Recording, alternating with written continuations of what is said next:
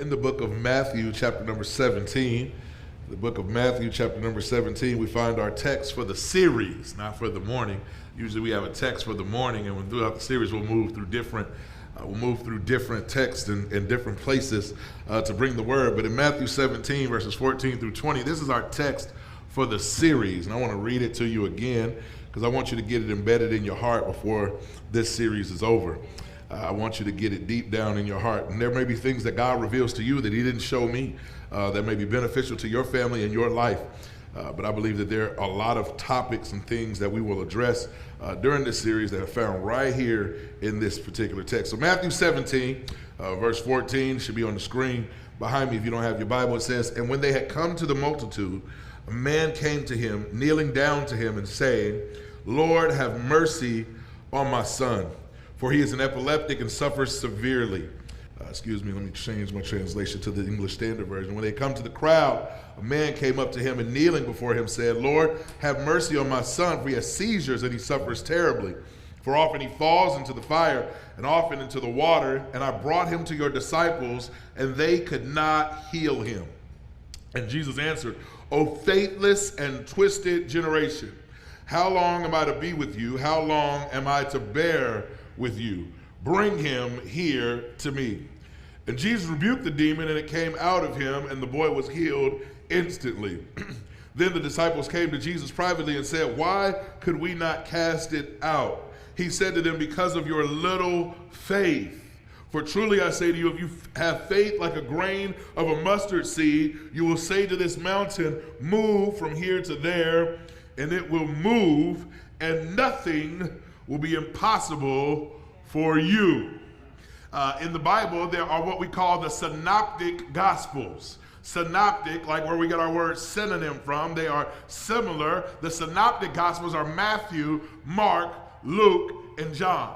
And the reason why we call them synoptics is because they seem to have the same parables, the same narratives, the same miracles that show up in all three of those gospels. John writes from a completely different perspective. John was different. John was that dude that everybody looked at and said, "Man, that's just John." And so he wrote a little bit differently than everybody else. But Matthew, Mark, and Luke seem to write about similar stories. One of those stories that overlap between Matthew and Mark is this particular text. This particular text is also recorded in the book of Mark. Mark chapter number 9 and verse 14 has this particular text in it as well. Mark chapter 9 and beginning in verse 14 has this particular text in it again. I want to read it in this context, or from Mark's perspective, and I want you to hear it again. The Bible is giving us the same setting where Jesus had just been on the mountain with three of his disciples, where he had just revealed his glory. His Father had just spoken. You had just seen this ideal father-son relationship coming off of this same mountain into this same setting. We find this same tension between the ideal family and the imperfect family. I don't have time to go back into that. That was from last week. Please go back to the app or to the website and listen to that message. But right here, we see the same setting, but we got Mark's perspective on it. Look at verse 14. It says, "And when they came to the disciples, they saw a great crowd around them and scribes arguing with them. And immediately all the crowd, when they saw him, were greatly amazed and ran to him and greeted him," talking about Jesus. "And he asked them, 'What are you arguing about with them?' And someone from the crowd answered him, 'Teacher, I brought my son to you, for he has a spirit that makes him mute. And whenever it seizes him, it throws him down, and he foams and grinds his teeth and becomes rigid. So I asked your disciples to cast it out, and they were not able to.' And he answered them, 'O faithless generation, how long am I to be with you? How long am I to bear with you? Bring him to me.' And they brought the boy to him, and when the spirit saw him, immediately it convulsed the boy, and he fell on the ground and rolled about, foaming at the mouth. And Jesus asked his father, 'How long has this been happening to him?' And he said, 'From childhood. He has often cast him into fire and into water to destroy him. But if you can do anything, have compassion on us and help us.' And Jesus answered him and said, 'If you can, all things are possible for one who believes.'" I'll stop right there.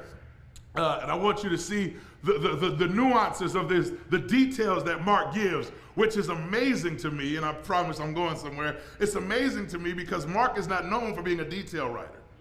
When you study the text, Matthew and Luke tend to give more details than Mark. But in this particular passage, Mark gives more details about this story than Matthew does. Now, if you understand something, Matthew, Mark, Luke, and John, these are 4 names of gospel writers. They were not all disciples of Jesus. They were not all direct apostles. Matthew followed Jesus. He was an apostle. Matter of fact, in Matthew chapter 9, the Bible gives us the description of how Matthew was called to follow Jesus. Matthew was a direct follower of Jesus. Mark was not. History tells us that Mark was a companion of Peter's. And what he wrote from is Peter's recollection of what happened. What he wrote from was Peter's recollection of what happened. So as Peter's describing his time with the Lord, Mark is scribing it. Peter is describing it, and Mark is scribing it. Peter is telling about it, Mark is writing about it. And so we get the Gospel of Mark, which some believe is the earliest gospel written.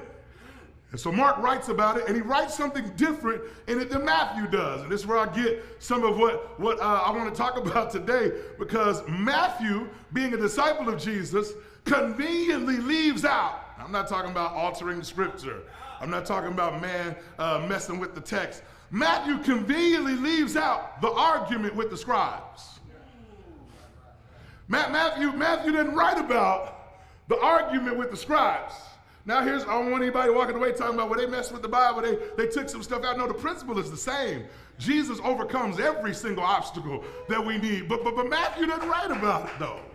He didn't write about the argument. Why didn't Matthew write about the argument?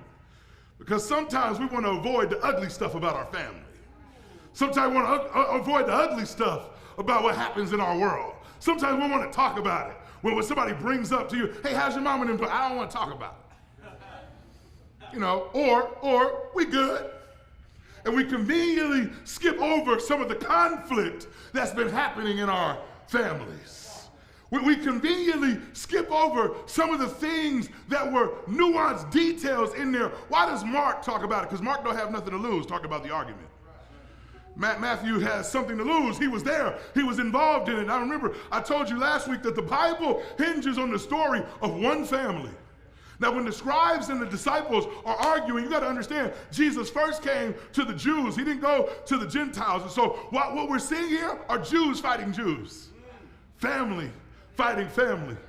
And a wise theologian said one time, nobody wins when the family feuds. And the family is fighting. The family is feuding. The family is going after it. There is conflict in the family. Matthew doesn't write about it. He tells us about what Jesus can do. But then this is what we do sometimes when we leave church. We tell you about what Jesus can do, but we don't tell you how he did it for us. We talk about what he did for our neighbor. We talk about what he did down our road. We talk about what he did for somebody in our church, but we leave out the ugly situations of how he had to do it for me. You see, Matthew easily talks about this boy who needed to be healed, this boy who needed to have his life fixed, this boy and this man who had their stuff messed up. But Matthew conveniently looks over his own family conflict. And so today, I want to talk to you from this topic, the family con man. The family con man. I'm going to unpack it. You're going to get it in just a minute. The family con man. And as we look at this, I thought about this topic of conflict and in the family, and my best example came from the 5 Heartbeats. You know that's my movie. If you've been around here for a while, you know that I love the 5 Heartbeats. One of the key scenes is actually, as I pondered and began to evaluate it, and I began to really think about it, it is a hinge scene in the movie. It is really a hinge scene in the movie. There is a scene where the boys are getting up to sing, and they're all dressed up in their outfits, and they got their suits on, and Duck and JT are supposed to be singing, but they're arguing. Now, if you've ever watched the 5 Heartbeats, you know that Duck and JT are brothers. And so on stage, while the group is to be performing, there is a family conflict. There is a conflict going on. Duck is talking to JT about wearing his clothes and locking them out of the room, and they getting upset with each other. And he tells them, stop acting like a little girl. I'm using some PG language because the Heartbeats go a little further than that. He says, stop acting like a little girl, Duck. And he says, are you serious? And so Duck turns around and he does his spin move. And he rips JT's jacket.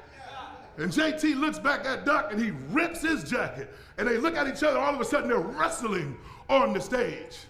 What they tried to put behind closed doors eventually came out in front of the scene, in front of the crowd. Well, what they tried to keep behind the scenes eventually bled out into what they were doing. They could not ignore it long enough to perform and to pretend. It came out of them. And old Sarge looked and says, how do we stop this?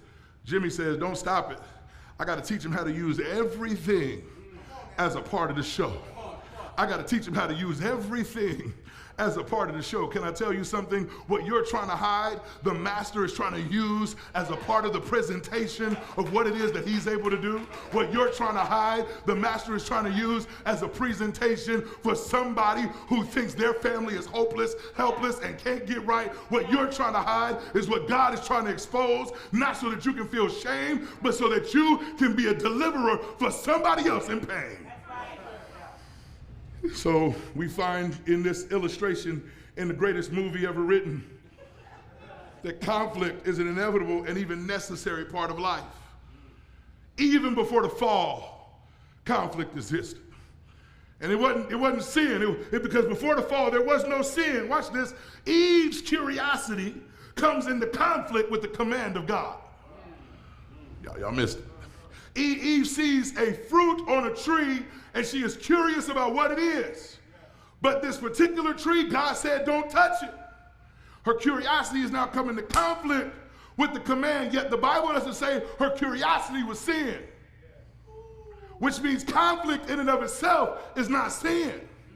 And while you've been trying to avoid conflict, calling it the avoidance of sinful behavior, you're avoiding something that was intended for you to grow.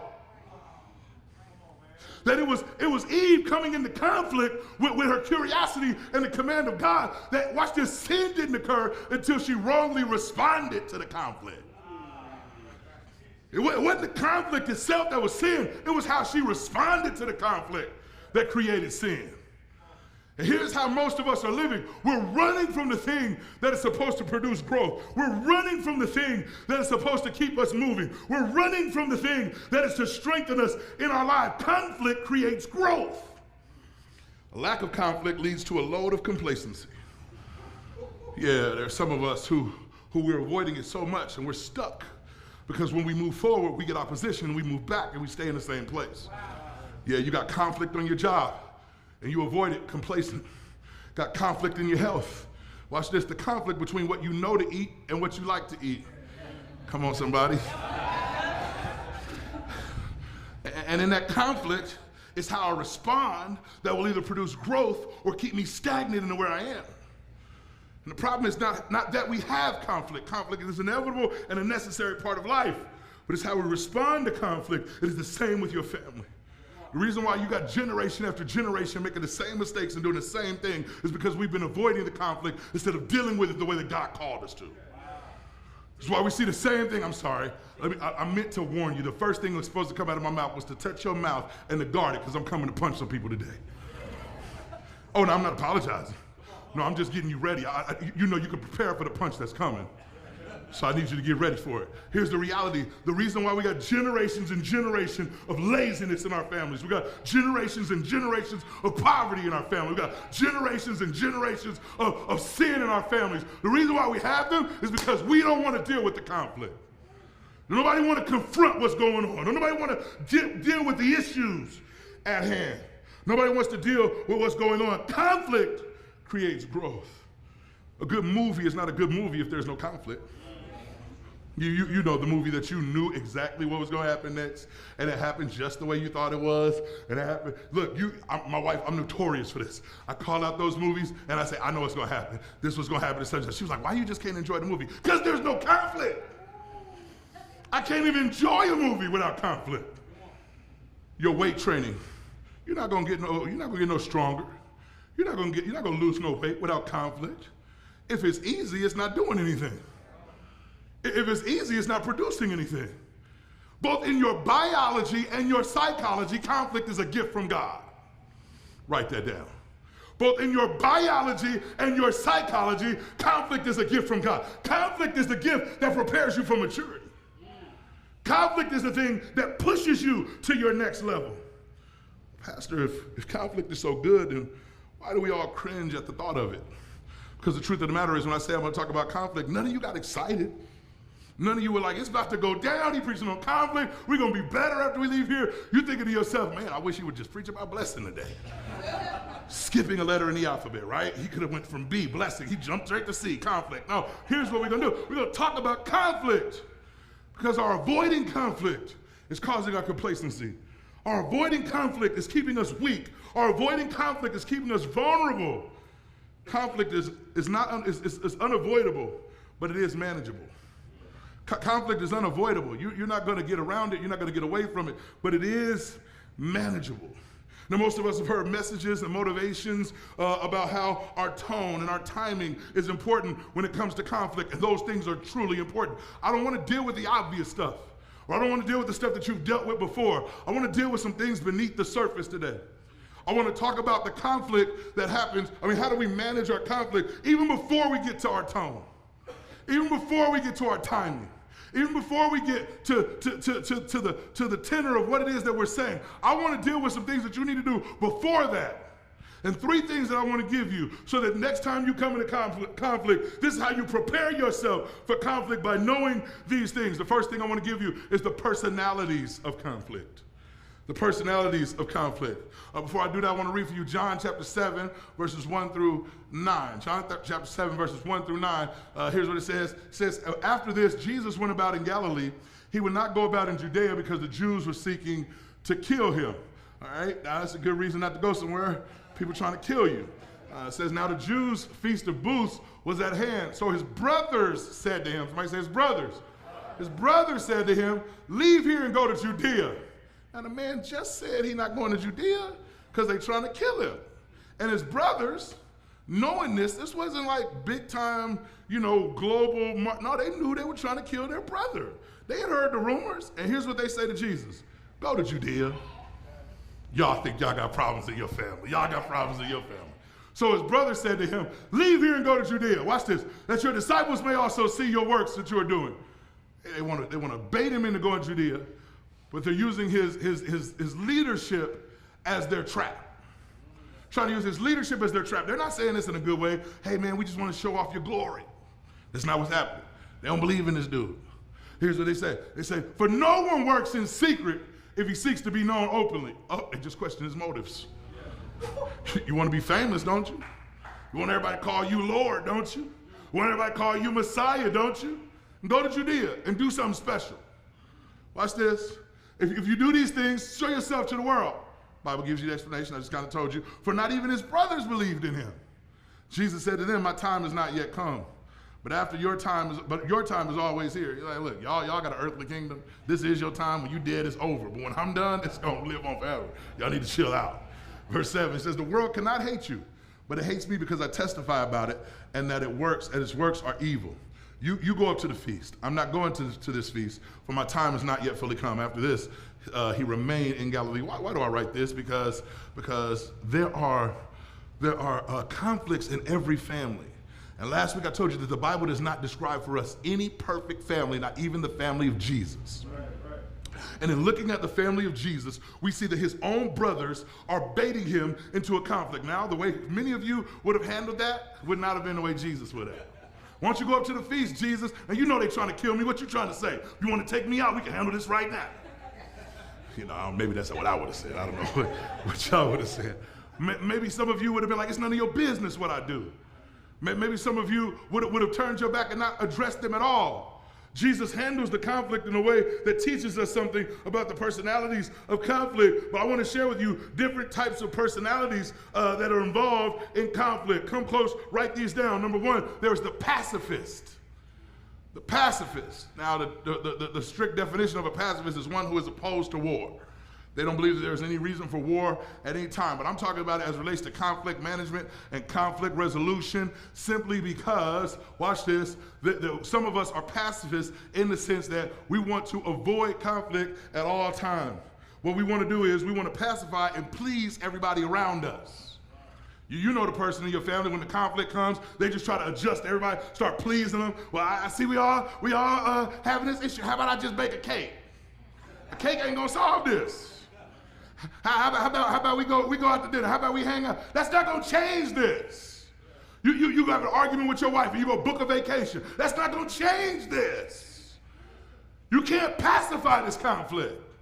You can't try to please somebody away from the issue that you're dealing with. The next type of person that we see, and I'm just going to run through them. I'm not giving you solutions to these. I'm just running through them because I need you to check this. The next is the stuffer. The stuffer tries to suppress. The stuffer, you know the stuffer. You know the stuffer. The stuffer is the one that just takes it. And the conflict happens, and they don't care whether they're right or they're wrong. They just sit quiet. They're quiet. And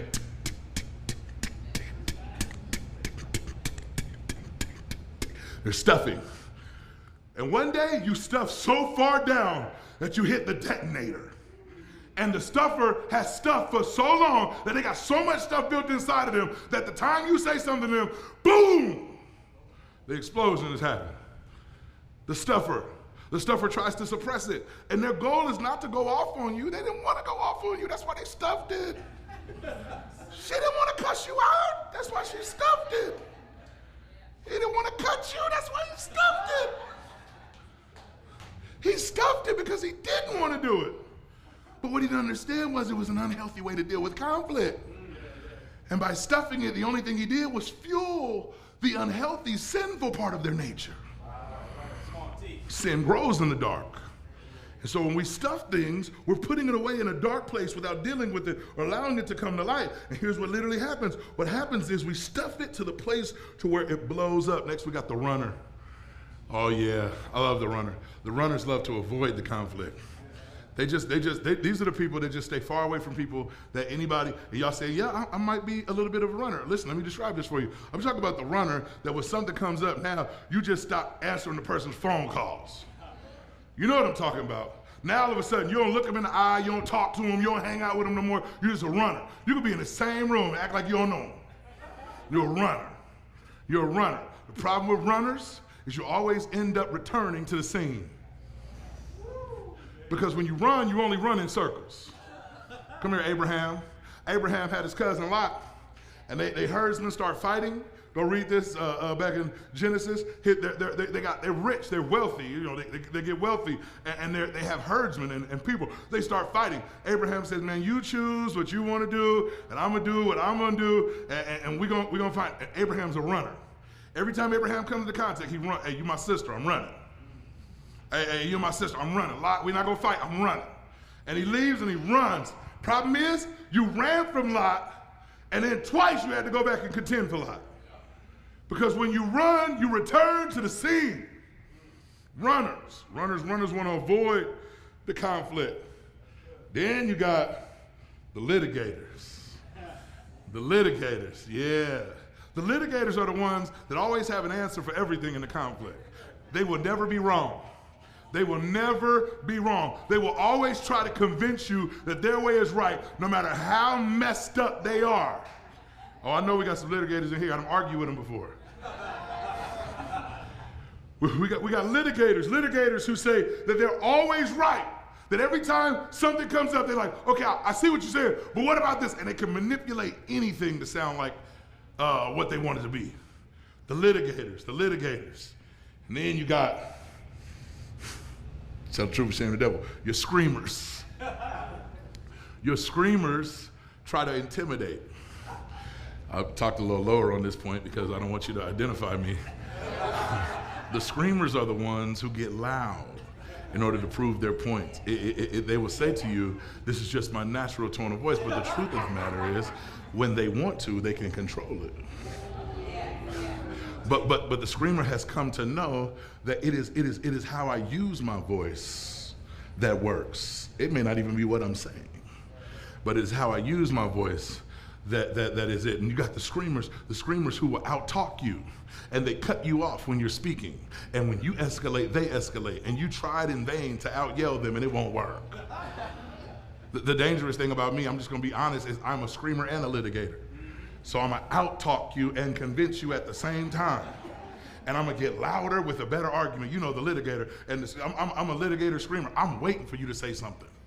Go ahead, say it right now, say it. I'm gonna bring it back up, I'm gonna throw it in your face, and with loud conviction, you just said. Y'all know I do it. Y'all heard, if you've been around me, you know I do it. I understand. Y'all the ones walking around here running like you perfect. I need Jesus. That's why I preach, because I need Jesus. Y'all the ones running around here like, I ain't got none of those. Or the problem is, I've gone through 6 things, and you know what you've done? Try to identify the person in your family who is.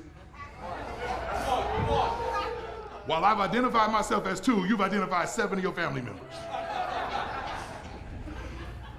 Personalities of conflict.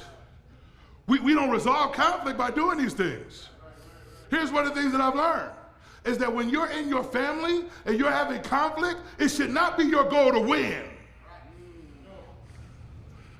In your relationships, you are always seeking win-win resolutions. Because if you win and somebody else loses, you all lose. Hear me. When you win and someone else loses, you all lose. You are seeking win-win resolutions in your family. Here's the truth. Most of us have an amazing investigative ability, I just told you this, to see and assess the flaws of each of the areas except when it comes to our own.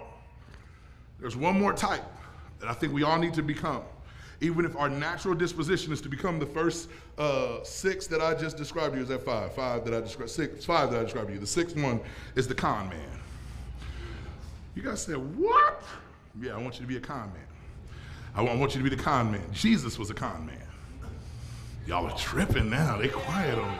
Jesus was the con man, the conflict manager.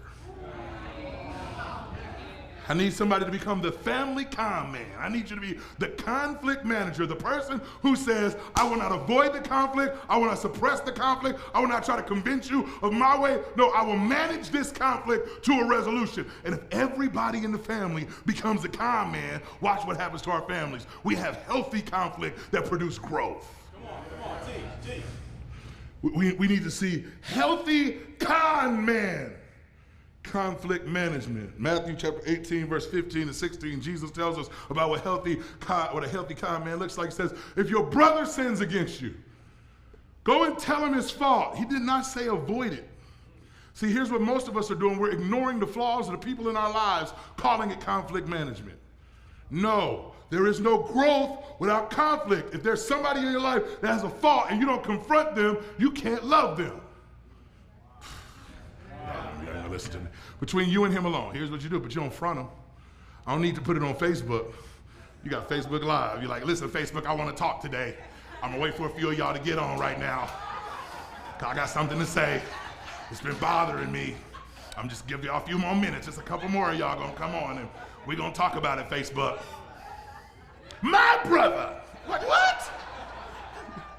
And this joker getting all live, like, okay, my sister about to talk. She going to call me. He says, go tell him his fault. Between you and him alone. If he listens to you, you have gained your brother. Watch this. Healthy con man. A healthy con man goes and tells somebody what they're doing wrong, understanding that they just may be blind. Here's the question. How many times have you been blindsided by something you were blind to?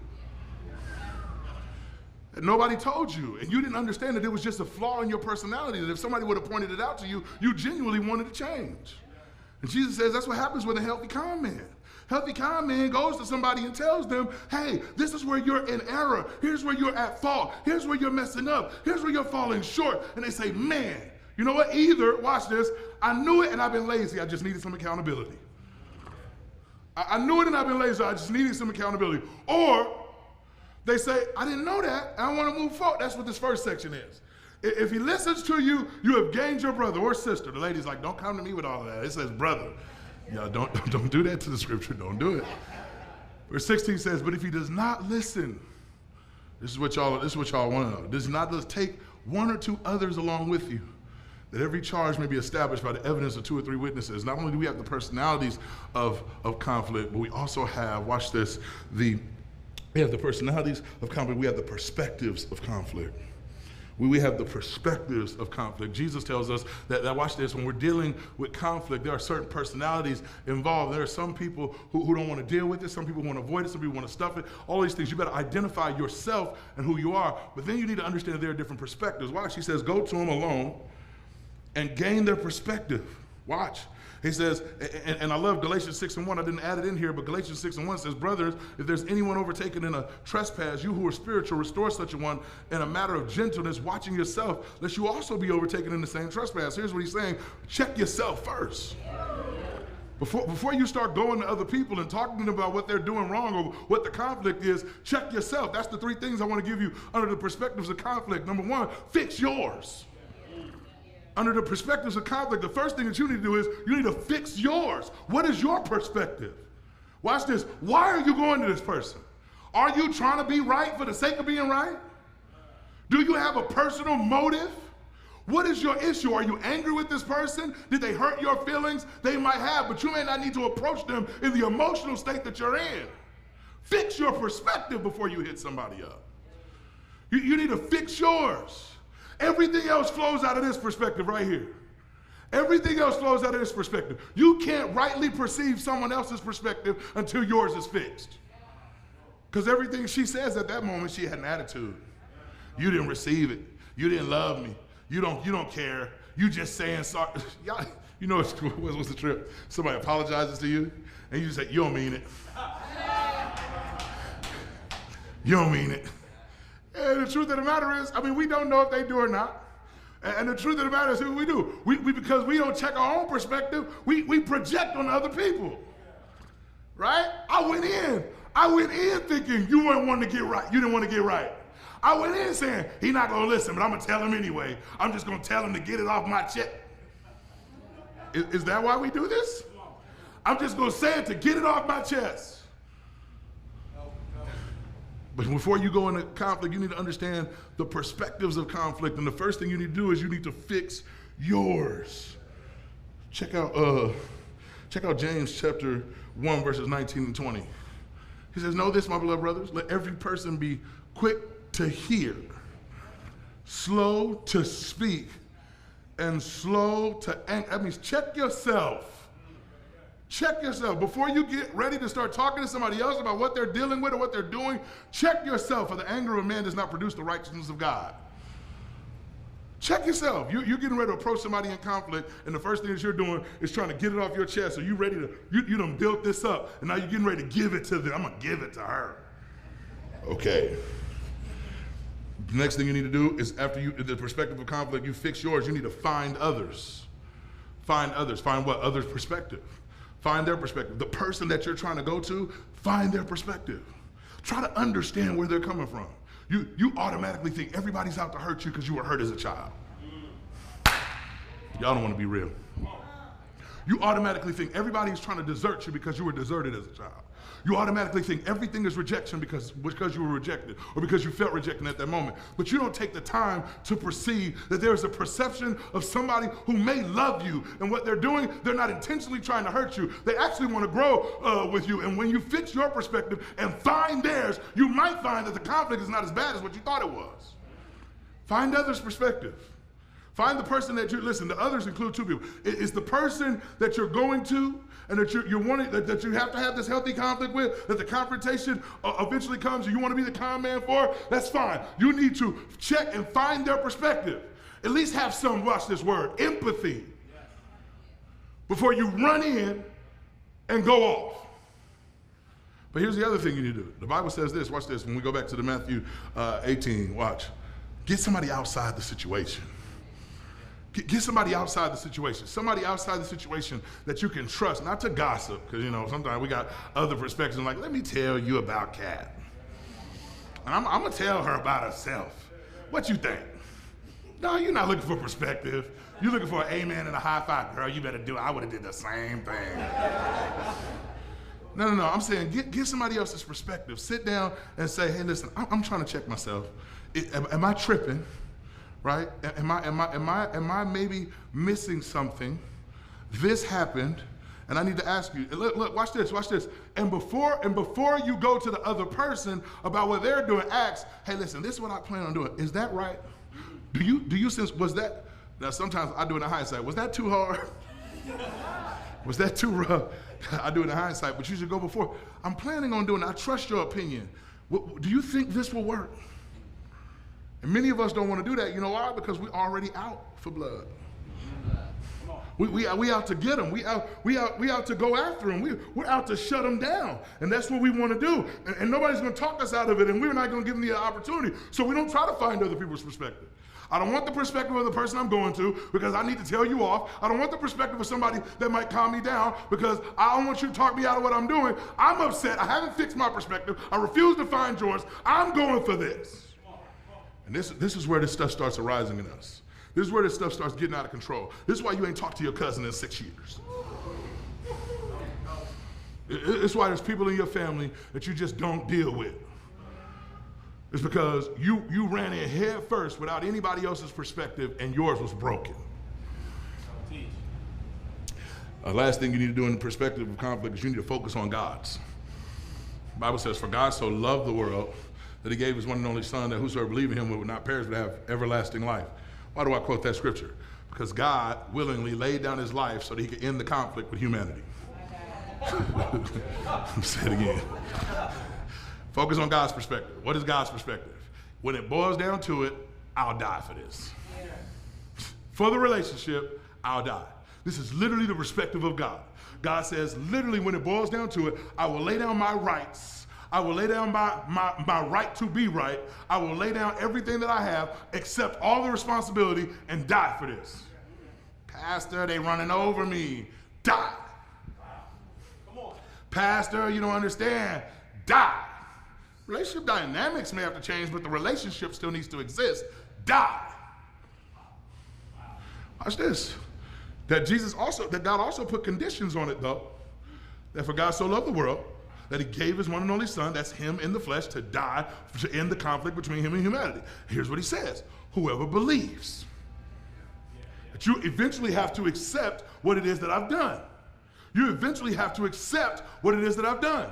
Watch this. I will always extend the hand of forgiveness. I will always extend the hand of reconciliation. I will always extend the opportunity for us to be in right relationship with one another. The truth of the matter is you got to receive it. But here's what he says. I'm not waiting on anybody. I'm not waiting on anybody. This is the reason why some of us are so stuck in every other area of our lives. We want to blame and wait on everybody. I can't do this because I'm waiting on, do it. I can't go here because stop blaming. Start accepting responsibility. Stop assigning blame and say, I am willing to die for this. You're not laying down you're not laying down your rights. You're not laying down your opportunity to reconcile and make this thing right. And so the perspectives of conflict, you need to focus on God's, which leads me to my final point, and I'm out of here, the problem of conflict. The problem of conflict. James chapter 4, verses 1 through 3. It's a simple message. I promise you that I'll say that then. What causes quarrels and what causes fights among you? Is it not this, that your passions are at war within you? Isn't it that you want to be right? Isn't it that you ain't gonna let nobody talk to me? Nobody talks to me that way. This is the Bible, it's not me. That's why I said I didn't put a whole lot of illustrations in this message because the Bible is just simply punching me in the gut. Is it not this? This is why you fight. This is why you got issues. This is why nobody like you in your job, at your house, in your family, on your block. You made a friend and lost a friend. Is this not it? Your passions are at war within you. You need to fix your perspective. Sorry, it's hard, I know. Imagine how I felt when the Lord told me it was me. You desire and do not have, so you murder. You know what I'm saying? I ain't never got that far. I'm not Jesus' brothers trying to set him up to go to Judea. I'm not Cain. I'm not going to kill Abel because I'm jacked up. I'm not Jacob. I'm not even going to steal my brother's birthright and blessing.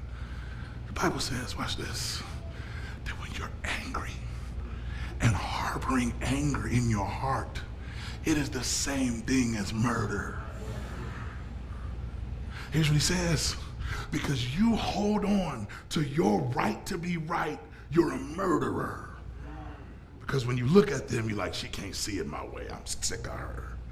Bitterness and anger reside in your heart. And they dwell in your body. And they affect how you think about a person. They affect, watch this, when they get something. And they've achieved something. They've accomplished something. God has blessed them with something. You can't even be happy for them. Watch this. You say, I'm not a murderer, but you'd rather soon see them die before they get what they got. You may not be the one that want to pull the trigger, but you're the one that be at the funeral. Folk like this, their lives get cut short. They just don't treat folk right. God just don't like ugly. I'm gonna miss it though. This is how we play games. Bible says this is why your fights are going on. It's your passions within you. It's your selfishness. It's your self-centeredness. You covet and you cannot obtain. So you fight and you quarrel. You do not have because you do not ask. You ask, you do not receive because you ask wrongly to spend it on your own passions. I prayed about it, Pastor. I prayed about our relationship getting better. No, you prayed about God showing them that you were right.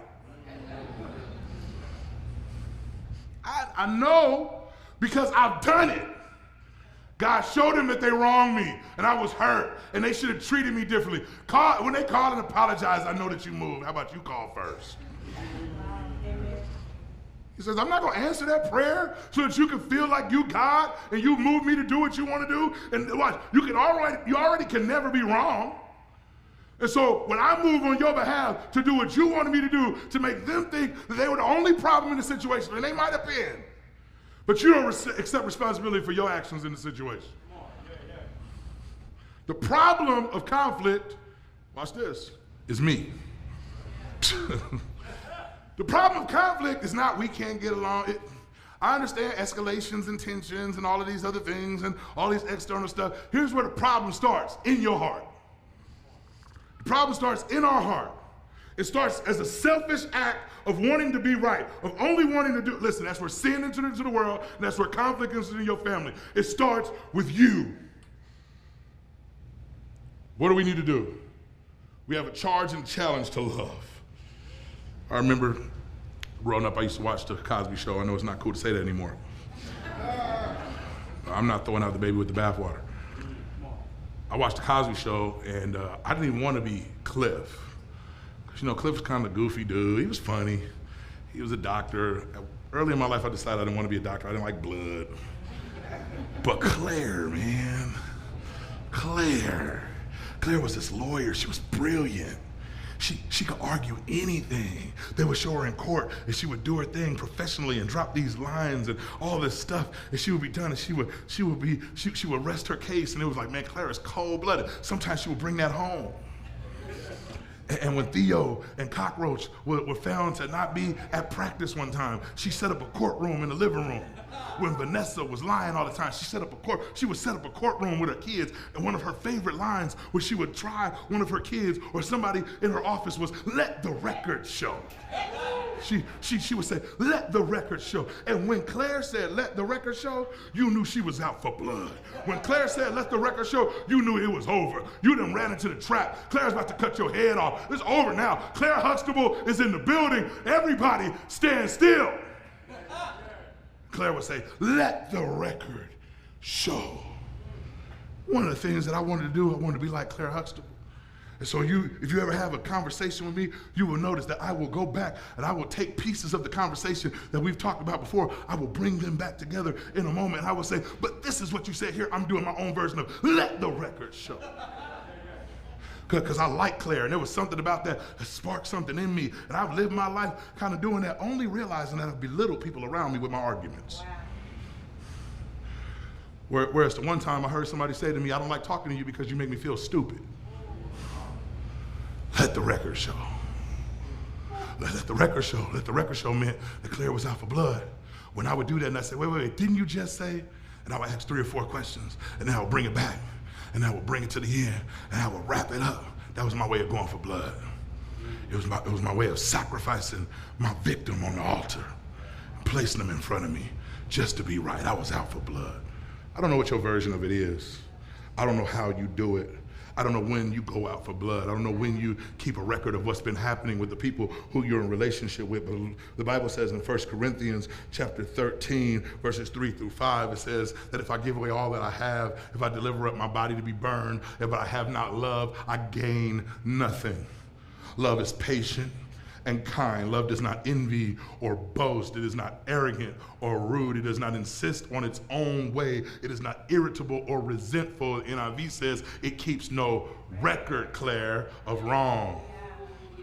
So while Claire is saying, let the record show, she's going out for blood, and the next time that you're in with a family member, and however it is that you try to pacify or stuff or run or litigate or scream about the conflict because you're going out for blood, really going out for blood doesn't mean violent. Going out for blood means you want to be right above everything in the situation. Remind yourself, you are not Claire Huxtable. This is not a TV show, and while you're going out for blood, the blood's already been shed for that.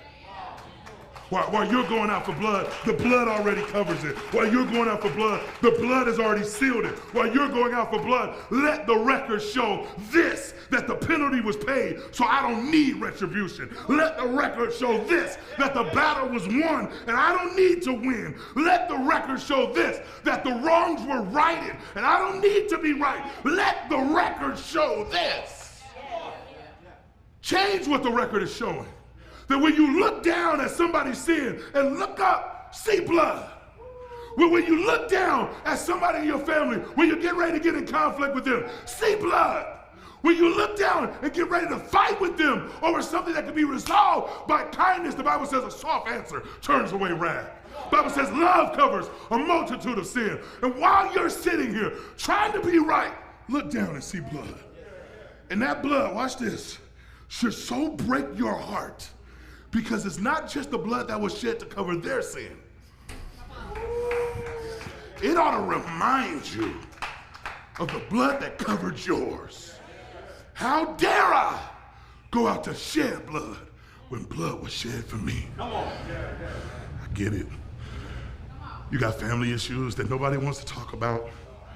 And I'm not here to tell you that you need to deal with everybody the same way. That's not what I'm doing. But what I am asking you is, this is my challenge. If everybody in your family and everybody you ever come into conflict with responded to this message the way you're responding to me right now, good or bad, it was too hard, he should have sat back, he was too hard on me, I'm not that, but you're gonna protect your right to be right, even in the message. This is the one thing that I realize, that we say we want better, but we don't want to do better.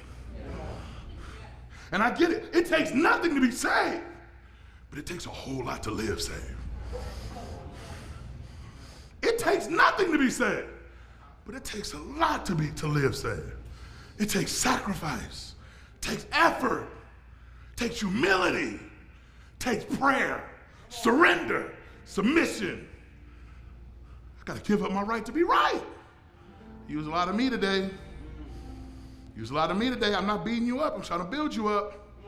I realize that my progress is hindered by my inability to let go of some things. I told French the other day, there's a difference between loss and defeat. I realized that in order to win, I got to be a perpetual loser. There's some stuff I got to lose, starting with this mindset. Here's my challenge. I need you to think about it one more time. They're going to sing to take everything, right? I don't want it. I don't want the resentment. I don't want the anger. I don't want the bitterness. I don't want it. Here's the question. If everybody that you're ever going to come into conflict with was going to hear this message and they responded like you're responding, or you will respond, what would your next conflict look like? What would your next interaction look like with your family? What would your next issue, how would your next issue be resolved? What growth could come from the conflict? What complacency could you dig yourself out of? What could happen if everybody responded like you're gonna respond right now? Every head bowed, every eye closed.